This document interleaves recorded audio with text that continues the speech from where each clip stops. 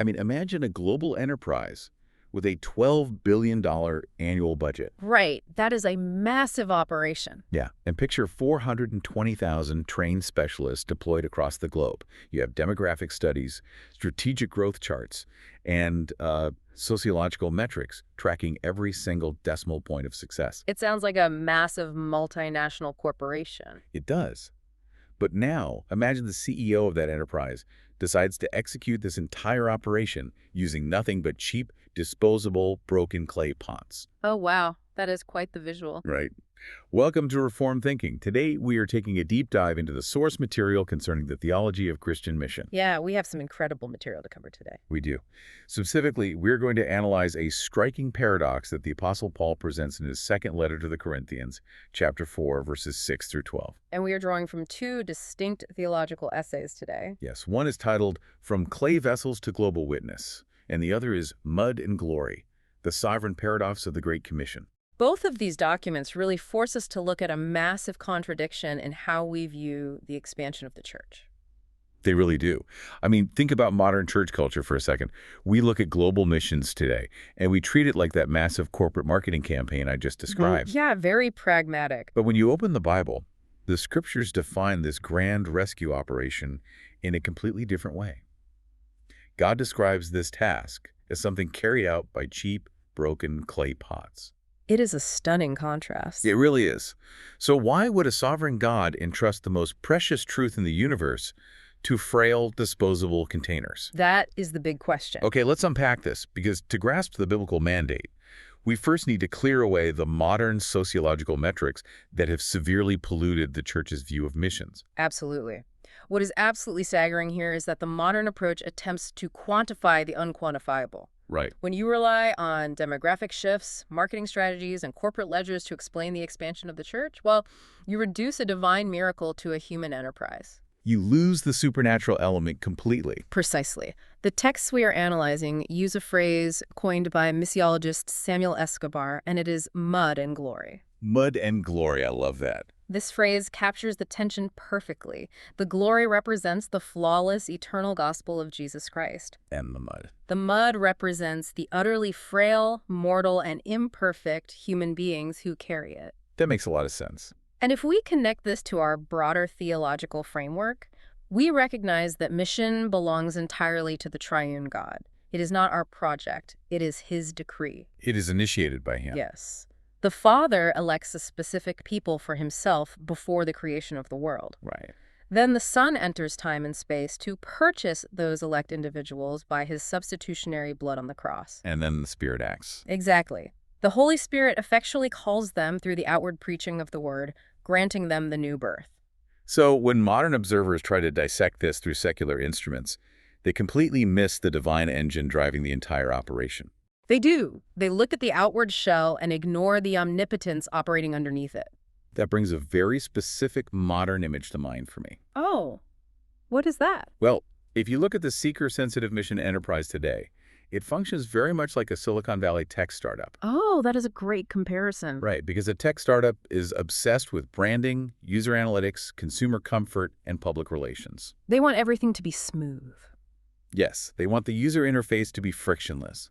They want the coffee hot, the lighting pristine, and the music aggressively relevant to the target demographic. Right. Everything is engineered to remove any possible discomfort for the consumer. But the biblical model of mission is not a tech startup. It is a desperate frontline rescue operation executed in battered rowboats amidst a raging storm. That is a much more accurate picture. When you are drowning in the ocean, you do not care about the font choice or the branding logo on the side of the life preserver? No, you definitely do not. You do not care if the person throwing it to you is wearing a trendy outfit. You simply care that the preserver holds weight and that the rope is tied securely to the ship. Right. And the authors of our source material argue that reducing the Great Commission to a corporate ledger is theological treason against the sovereign God of the universe. Treason. That is a heavy word. It is heavy, but it is accurate. We trade the majesty of the divine decree for the mud of human ingenuity. We start believing that our cleverness is the mechanism saving people. Which raises a critical point about the underlying theology driving our methods. It does.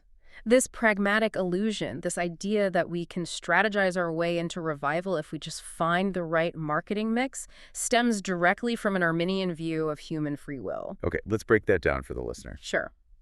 If you believe that the deciding factor in salvation is the uncoerced free will of the human being, then it makes logical sense to market the church as attractively as possible to persuade that will. Because you have to close the sale. Precisely. You soften the dogma, you remove the offense of the cross, and you appeal to consumer desires because your goal is to win a psychological negotiation.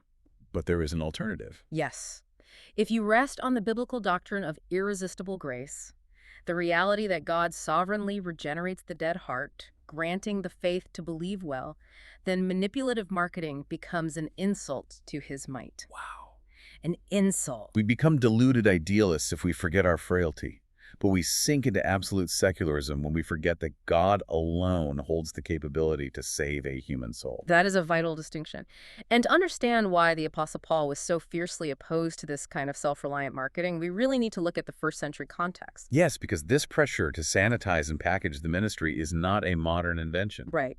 Let's set the stage historically so you can picture what Paul was actually dealing with. The sources place the writing of 2 Corinthians around AD 55 or 56. And Corinth was not some sleepy agrarian backwater village, was it? Not at all. It was a massive, wealthy, cosmopolitan hub. Right, it was a port city, which meant it was a melting pot of commerce, philosophy, and religion. And it was hypersexualized. Yeah, the Temple of Aphrodite loomed right over the city. But more than that, Corinth was philosophically arrogant. The citizens prized eloquence, physical beauty, and worldly success above almost anything else. So the church there was heavily influenced by this surrounding Greco-Roman culture. Absolutely. And into this environment steps a group of false teachers that Paul sarcastically labels the super apostles. The super apostles. They sound like the original religious grifters. They really were. They demanded letters of recommendation to prove their elite status. And they boasted of mystical visions to all the crowds, right? Yes. They charged exorbitant speaking fees, and they evaluated the validity of a ministry based on rhetorical polish and outward signs of prosperity. So they looked at Paul with his physical ailments, his unimpressive speaking voice, and his frequent imprisonments. And his absolute refusal to charge money for the gospel. Right, and they concluded he was a total failure. Now, here is where it gets highly intriguing. We frequently hear historians talk about the Roman Empire providing the perfect infrastructure for the early church. Yes, the structural advantages. You have the Pax Romana, the Roman peace, which stabilized the region. Right. You have the extensive paved road systems connecting major cities. And you have Koine Greek acting as the universal language. Right. So I want to push back on an assumption many people make when they hear those facts. Okay, let's hear it. If the Roman Empire provided all these perfect conditions, the roads, the peace, the language, doesn't that mean human empires and political dominance are actually necessary for the gospel to spread effectively? I see where you're going. Like, if the state builds the roads, shouldn't the church try to control the state? I am glad you brought that up because the historical analysis in our source material strongly dismantles that exact assumption. Really? How so? It is crucial to separate the physical infrastructure from the spiritual engine. The Roman infrastructure provided the physical roads, sure, but the state was absolutely not the engine of the gospel. That is a huge difference. It is. In fact, whenever the church has tried to use the might of the state as its engine, the results have been disastrous. For example? Well, look at the tragedy of the Constantinian shift in the 4th century. We see the catastrophic results of wedding the church to human empires. Walk us through that history. Prior to AD 313, Christianity was an illegal, frequently persecuted religion. Believers met in secret. They possessed zero political leverage. But the church still grew. Exponentially.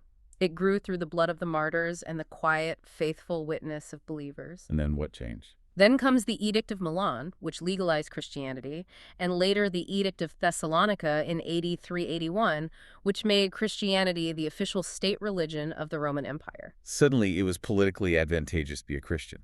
Exactly. This created an imperial theology where the church began utilizing the sword of the state to enforce belief. That sounds like a complete departure from the New Testament. It was. You see this horrific distortion reach a peak centuries later during the Iberian conquests of the Americas. Right, the conquistadors. Yes.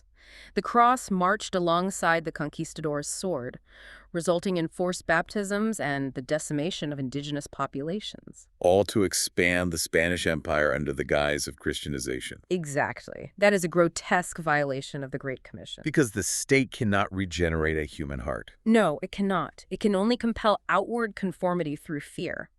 The true gospel expands solely through the sword of the Spirit, which is the Word of God, never through political dominance or coercion. So the apostles were not agents of an earthly regime. No, they were ambassadors of a heavenly kingdom, functioning as a pilgrim church living on foreign soil. Okay, so if the Corinthian culture is obsessed with all this polished rhetorical bling, and they are demanding an outward show of strength and imperial might, how on earth does Paul convince them to listen to him? Well, he has to completely dismantle their entire worldview. Right.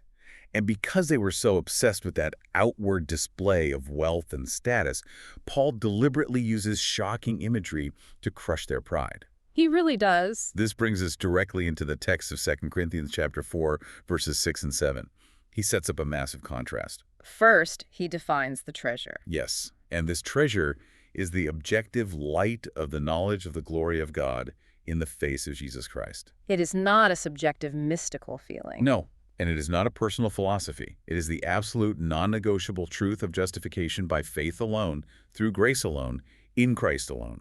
Then he defines the container holding this treasure. Earthen vessels. The Greek word used here is ostrakinos. We hear the word vessel today, and we might picture fine porcelain, right? Right, or a beautiful hand-painted vase sitting securely behind glass in a museum. But ostrakinos means a cheap, baked clay pot. It is common dirt that has been fired in a kiln. It is the ancient equivalent of a disposable styrofoam cup, something you use once at a picnic and throw away without a second thought. And if you look at the Septuagint, which is the Greek translation of the Old Testament used by the early church, you see this word used in the book of Leviticus. Yes, the Levitical law.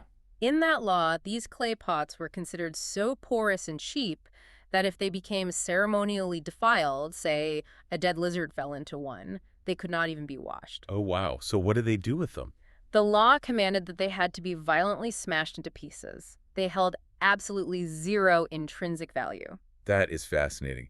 And furthermore, in the ancient Near East, people would sometimes hide extreme valuables in these common clay jars, precisely to avoid attracting thieves. Yes. A thief breaks into a house looking for a locked iron chest, not a dusty clay jar sitting in the corner. We actually saw this historical reality confirmed in the 20th century, didn't we? We did. The priceless Dead Sea Scrolls were found preserved in common, unassuming clay jars hidden in the caves of Qumran. But think about the psychological weight of this for a moment.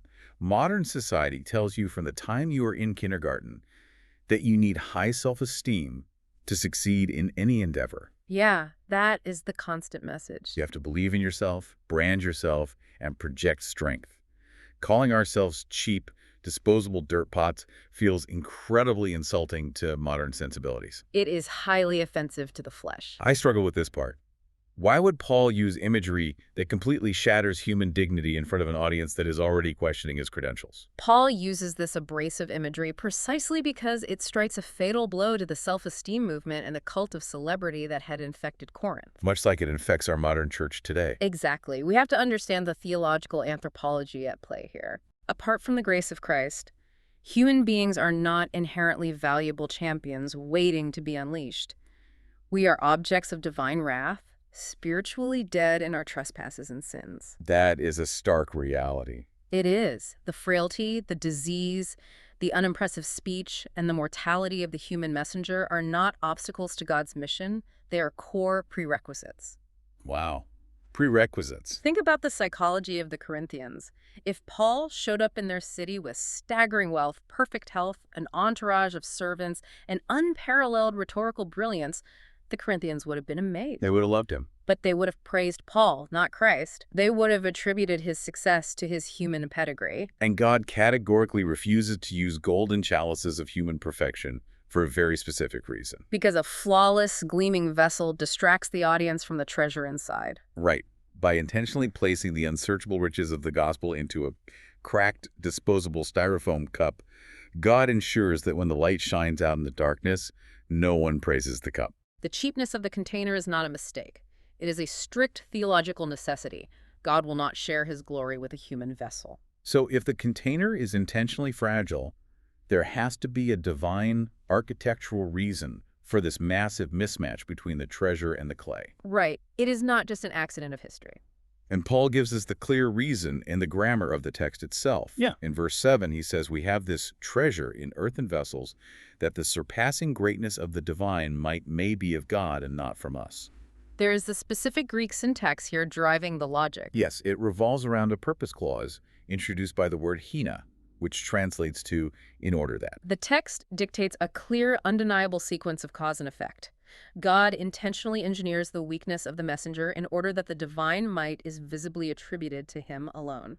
The authors of our sources point out that this grammatical structure completely obliterates any theology that tries to give human beings credit for salvation. It destroys Arminian synergism. It destroys Roman Catholic works righteousness. And it destroys Pelagianism. Let's pause there for a second because we just dropped some heavy theological terms. We did. Pelagianism, Arminian synergism. Let's break those down. For the listener who might be rusty on their church history, what is the actual mechanism behind those concepts? It is vital to define those terms because they dictate how a church operates on a practical level. Okay, let's start with Pelagianism. Right. Named after the monk Pelagius in the early 5th century, Pelagianism teaches that human beings are born basically good without the stain of original sin inherited from Adam. So no inherent corruption. Correct. According to this view, we have the total natural capacity to obey God and choose salvation on our own. We just need a good moral example. Yes, which they believe Jesus provided. It is a completely man-centered view of salvation. And what about Arminian synergism? That one's a bit more nuanced. Yes. Synergism comes from two Greek words meaning working together. Working together. In this view, humans are fallen, but God provides a universal grace that enables everyone to make a choice. Salvation becomes a cooperative effort. So God does his part by offering grace, and the human being does their part by accepting it. Exactly. God casts the deciding vote, but the human retains the veto. Both of these systems place a portion of the credit for salvation squarely on human shoulders. They do. And if synergism is true, then the human vessel possesses intrinsic value and capability. But Paul's purpose clause, that the surpassing might may be of God and not from us, requires a completely different framework, known as monergism. Monergism, meaning one working. Right. It is the doctrine that God is the single solitary actor in raising a spiritually dead soul to life. We do not cooperate in our regeneration any more than Lazarus cooperated in his resurrection from the tomb.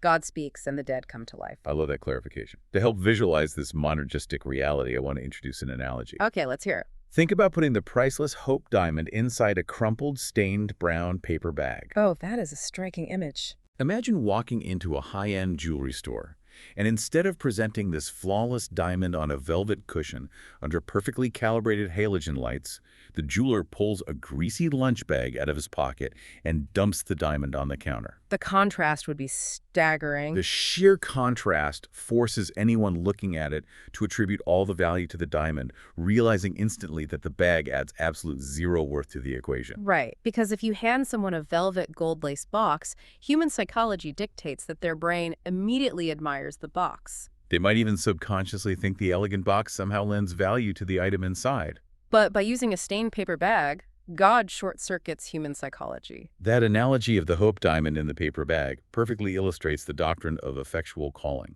The source material draws a direct connection between Paul's argument in 2 Corinthians and the creation account in Genesis chapter 1. Yes, Paul writes that the God who said, "Let light shine out of darkness," has shone in our hearts to give the light of the knowledge of the glory of God in the face of Jesus Christ. When God created the physical universe, he did not ask the darkness for permission to introduce light. No, he did not. The darkness could not negotiate, and it could not assist in its own illumination. It simply obeyed the sovereign command. In the exact same way, a spiritually dead sinner cannot generate spiritual sight. A blind man cannot will himself to see. The capability required to raise a spiritually dead heart belongs exclusively to God.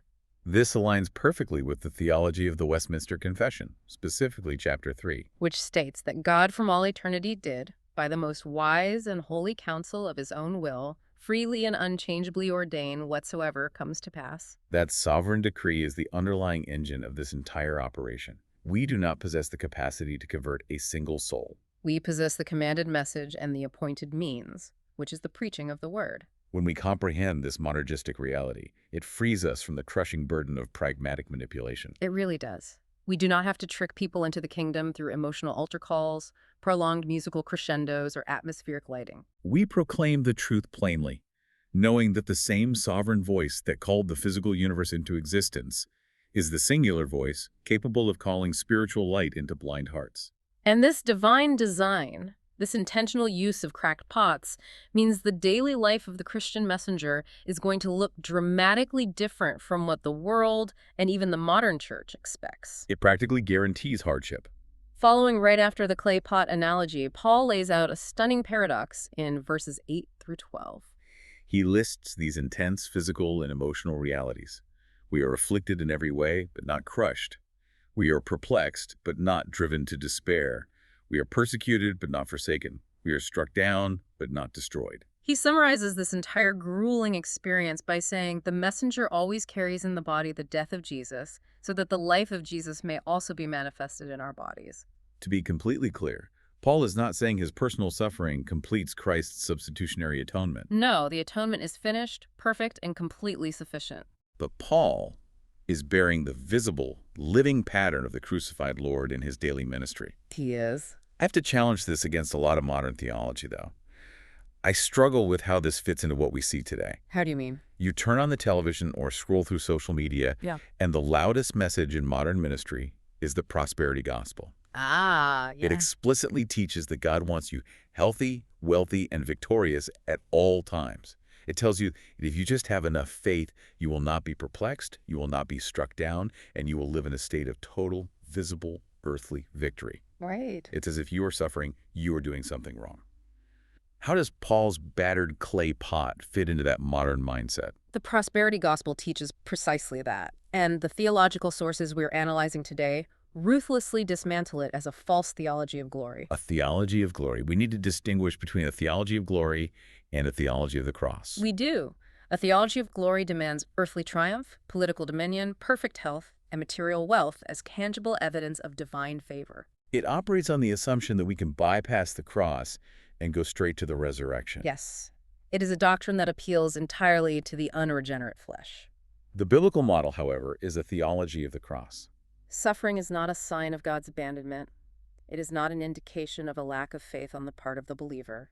Rather, suffering is the very mechanism God uses to continually chip away the clay so the light of Christ can shine through unhindered. True apostolic ministry embraces this cruciform life. It means the minister completely spends himself for the flock. Enduring real tears, real bruises, real physical exhaustion, and real hostility from the surrounding culture. As Paul says in verse 12, death is at work in us, but life in you. The servant absorbs the pressures, the betrayals, and the physical toll of ministry so that the local church might hear the truth, believe, and live. If you expect a life of unbroken ease and cultural applause while faithfully preaching the gospel, you have fundamentally misunderstood the assignment. The friction between the truth of the gospel and a fallen world guarantees sparks. And we cannot adequately discuss mud, glory, and suffering without looking directly at the one who perfectly embodied this paradox in human history. We have to look at Jesus Christ. He is the ultimate fulfillment of this entire passage. Christ is the treasure itself. The writer of Hebrews tells us he is the exact imprint of the divine nature and the radiance of the Father's glory. But what is so staggering is that Christ also fulfilled the clay vessel theme in his incarnation. Now, we must be incredibly precise with our theology here. He took on human flesh entirely without sin. Right. He did not possess a fallen, corrupt nature. But he still wrapped himself in the physical frailty of a mortal human body. He experienced hunger, thirst, fatigue, and pain. He emptied himself of his heavenly privileges. He was not born in a palace surrounded by royal guards. He was born in a filthy, unsanitary manger. He worked a blue-collar job as a carpenter in an obscure, marginalized village. Isaiah chapter 53, verse 2, prophesied that he would have no form or majesty that we should look at him, and no beauty that we should desire him. The cross was the absolute apex of this paradox. The earthen vessel of his physical body was battered, mocked, pierced, and literally shattered under the unmitigated wrath of God the Father, allowing saving grace to pour out for the elect. I want you to visualize this for a second. When the ancient world looked at Jesus of Nazareth hanging on a Roman cross, they did not see a glowing, levitating deity with a halo. No, they saw a bruised, bleeding, humiliated criminal. They saw a disposable vessel that the religious and political elite threw away like garbage. So how does his bodily resurrection completely flip that script for us today? The bodily resurrection is the historical vindication of the Son by the Father. It is the Father's public declaration that the sacrifice was accepted and the debt was paid in full. Because the true treasure was broken for us under the penalty of our sin, we, who are sinful clay pots, can now be imputed with his perfect righteousness. Imputation. That is a legal term. It means that Christ's flawless obedience and his sacrificial death are credited to our account, while our sin was credited to his. When God the Father looks at the elect, he does not see our cracked, dirty mud.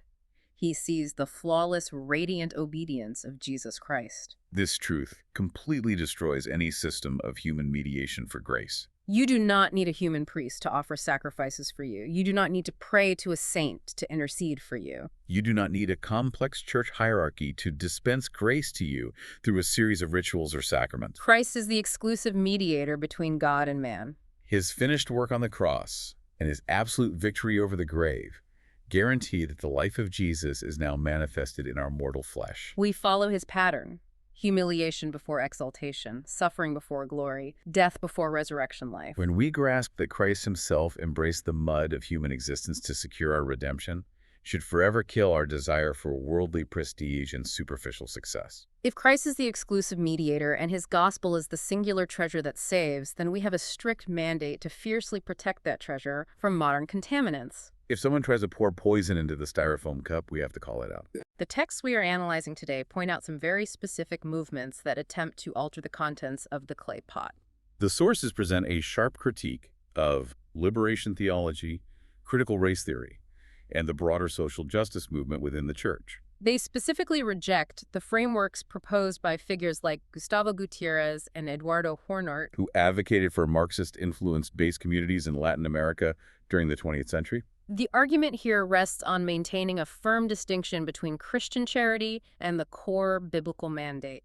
Liberation theology essentially frames the gospel as a struggle for socioeconomic and political liberation, viewing sin primarily as systemic oppression rather than personal rebellion against God. The authors of our sources argue that the primary eternal need of humanity is not wealth redistribution, political equity, or systemic sociological reform. The primary need is the forgiveness of sins before a holy God. That the sources also vehemently reject those seeker-sensitive methods we discussed earlier. Things like relying on smoke machines, delivering motivational TED Talk-style sermons, and using psychological manipulation to elicit decisions. But let me play devil's advocate for a moment, because this is where a lot of friction happens today. Okay. Shouldn't the church care about the marginalized, the poor, and the oppressed?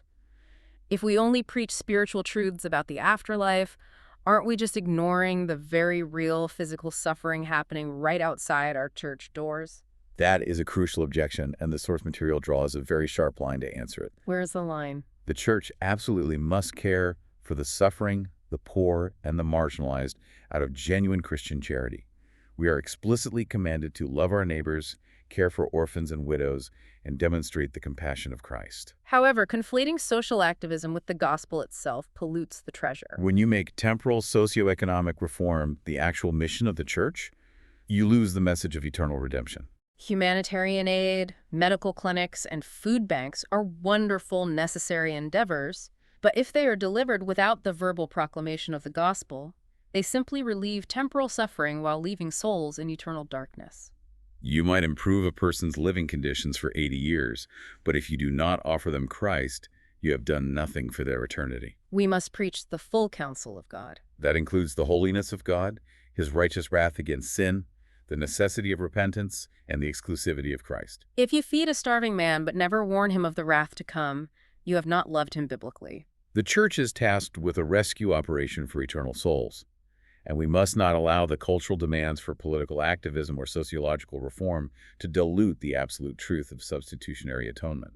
So if we look at the world through the lens of these authors, stripping away what they view as modern pragmatic metrics and sociological goals, We start to see a radically changing global landscape where the true gospel is actually advancing. We are seeing a massive geographical shift. The gospel is moving from everywhere to everyone.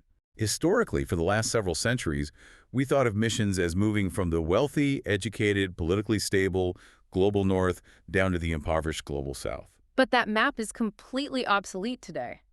Right now, African missionaries are actively planting thriving churches in the post-Christian, secularized cities of Europe. Korean believers are taking massive risks to evangelize in the Middle East. The gospel is moving from the persecuted regions to the comfortable regions, from the migrant worker to the host nation. Meanwhile, we are witnessing the total collapse of cultural Christendom in the West. The political influence, the societal respectability, and the cultural sway the church once held in North America and Europe are crumbling rapidly. Theologically, our sources point out that the church exists right now in a parenthesis of grace, awaiting the premillennial return of Christ. They state that we are not tasked with building a postmillennial political utopia on earth.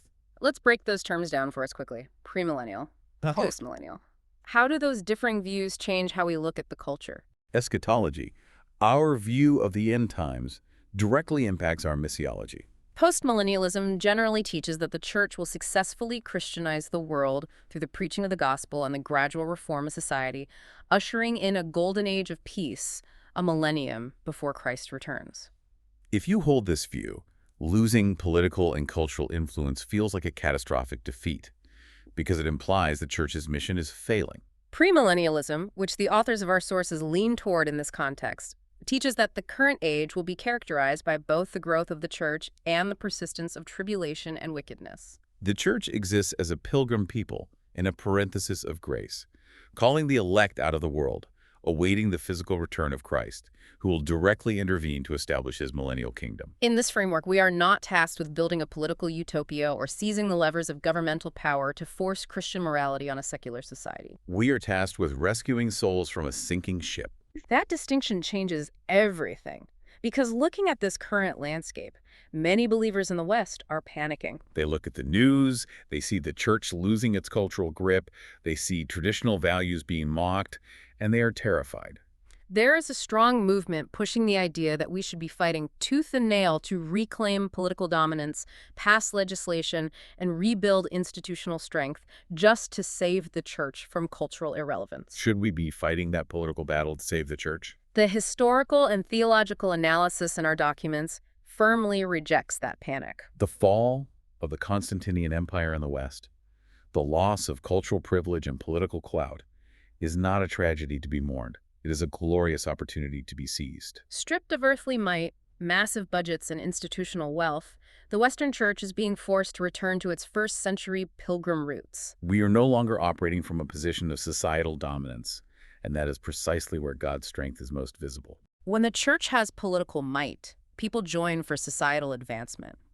When the church is marginalized, people join only because they have encountered the living Christ. The vital clay pots in this global rescue operation are not politicians legislating morality, nor are they celebrity megapastors building media empires. The real heroes are ordinary Christians. They are grandmothers faithfully teaching scripture to their grandchildren at the kitchen table. They are university students boldly sharing the gospel in hostile, secularized classrooms. They are Bible translators laboring in obscurity in remote jungles, and persecuted converts refusing to deny Christ in the face of violent imprisonment. The cultural pressure we feel right now in the West as society turns against us is simply the cracking of the clay pot. We do not need political dominance to advance the gospel. We solely need the unashamed proclamation of the sovereign grace of God. The mud is entirely ours, but the glory belongs exclusively to Him. Let's bring all of this together. The global mission of the church is not a corporate strategy governed by sociological trends or clever marketing campaigns. It is a divine decree executed by the triune God. He intentionally, architecturally chooses the weak, the fragile, the sick, and the unimpressive to carry the most valuable truth in the entire universe. He does this to guarantee that all praise, all credit, and all awe go to Him alone and never to the vessel. We are disposable styrofoam cups carrying the eternal light of the knowledge of the glory of God in the face of Jesus Christ. That reality destroys our pride because we bring nothing to the table. But it also completely destroys our despair. because the weakness of the vessel cannot stop the omnipotence of God. I want to leave you with a final, lingering question to turn over in your mind as you go about your week. If God specifically engineered your frailties, your ordinariness, and your weaknesses to be the precise window through which his light shines brightest, how does that change the way you view the very flaws you have been begging him to take away? Thank you for joining us on Reform Thinking. And we encourage you to rest in the sovereignty of God.